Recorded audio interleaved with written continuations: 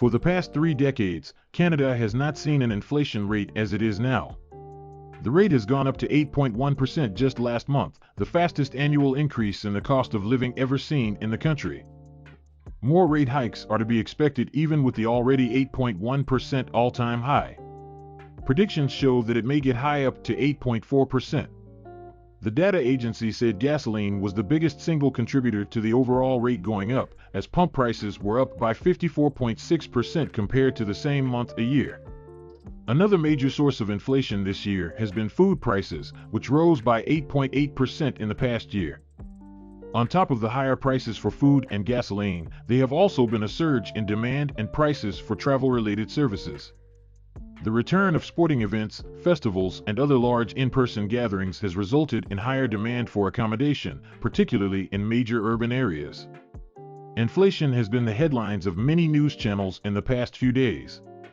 Let's go over some of them and be sure to let us know your opinions about the current inflation crisis. Also, ensure you like this video and subscribe to the channel. Among the numerous news outlets carrying the inflation tag, this is one from Global News which reports that inflation reached its all-time high in June. Global News reports that major inflation prices are a result of the hikes in the cost of oil, which has affected other sectors of the economy. The transport sector is however hit hard, as the major source for the automobile is diesel and petrol. With this inflation in prices of petrol and diesel, there is an increase in the cost of importation and transport of foodstuffs, which now leads to an increase in the foodstuffs themselves. Canada is expected to post a 2% deficit in GDP this year, making it the poorest among the G7 nations. Finance Minister Chrystia Freeland announced that the nation would pull back on pandemic spending, which doubled Canada's national debt. Canada is still pushing for additional health and military spending and sending endless funds to Ukraine. Inflationary pressures will lead the people to look to the government for additional relief, as they have provided it in the past. So many families, especially average families in Canada, keep complaining about inflation and how it has affected their style of living.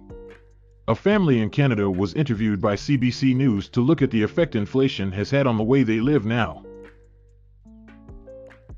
If things continue to go up in price and inflate, are we going to be able to keep up? My name is Carolyn Kozlov. I live in Richmond Hill. I live with my boyfriend Darren with our 3 children. We met a little while ago and decided to move in together and blend our families in this house. It's fun, a little hectic, but it's a great time. When Darren and I originally were sitting down talking about it, we really thought that by coming together and doing groceries together and paying our bills together, that it would work out to be less. And in fact, it's just significantly more than we could have even really imagined. We never anticipated that it would be this difficult to find a rental property. We missed out several times because we were outbid. We even had people who were prepaying 1 to 2 years rent. We had to move further and further north because there just wasn't anything available in our price point. And it felt like, really hopeless at certain points. We definitely paid, I would say, at least $500 more per month than what we were hoping to spend. Inflation has affected us in basically every category, but specifically groceries has really affected us. Things that we're used to buying like beef, tofu, salmon, broccoli, spinach, berries, all the stuff that, we eat, we try to eat clean, and having to, contend with the prices of everything right now has just made our entire grocery bill just go up by so much. Gas is a huge expense that's gone up for us. We really don't know when gas increased this much, but it feels like it was basically overnight. Both Darren and I drive a significant amount for work. Every week we're spending probably double what we were spending on gas at the beginning of the year. So some of the other categories for us that have gone up are stuff like our car insurance, our renter's insurance, even camp for our kids went up, clothing for kids.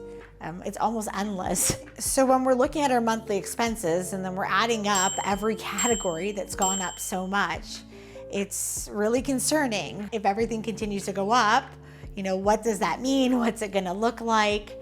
And you can't help but worry. I mean, we'd absolutely love to know when this is gonna end. I think we look at things on a month-by-month basis, and we're hopeful that things will go back to the way they were or come down, but at this point we really don't know, and that's scary.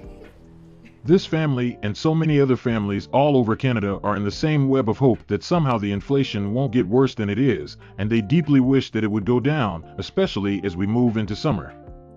Life keeps getting more expensive for Canadians, and some say that the government is being very complacent about these concerns. They blame the government for not reducing its spending, which is putting pressure on the economy.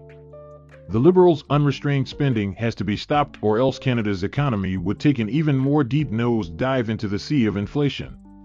Just in 2020, the Liberal government has spent so much money, creating about $327.7 billion deficit in the fiscal year of 2020 and 2021, and a projected $144.5 billion deficit for the fiscal year of 2021 and 2022.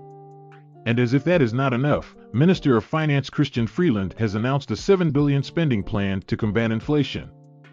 Justin Trudeau has promised Canadians during his campaigns that the Liberal government would balance the national budget in just 4 years and exercise fiscal restraint, but the reverse has been the case. An Angus Reid survey conducted last month found out that half the Canadians are struggling to feed their families, and the inflation crisis has resulted in higher prices of groceries, gas, and housing. Also, a Main Street research survey has discovered that 25% of Canadians are eating less in the face of Canadian cost-push inflation. The Liberals need to cut down on their unnecessary spending to save Canada from the dangerously looming recession. Will the government listen to the cries and suffering of Canadians, or are we just seeing the beginning of a record-breaking inflation crisis? Let us know what you think in the comment section below. Don't forget to like, subscribe, and turn on notifications for more updates.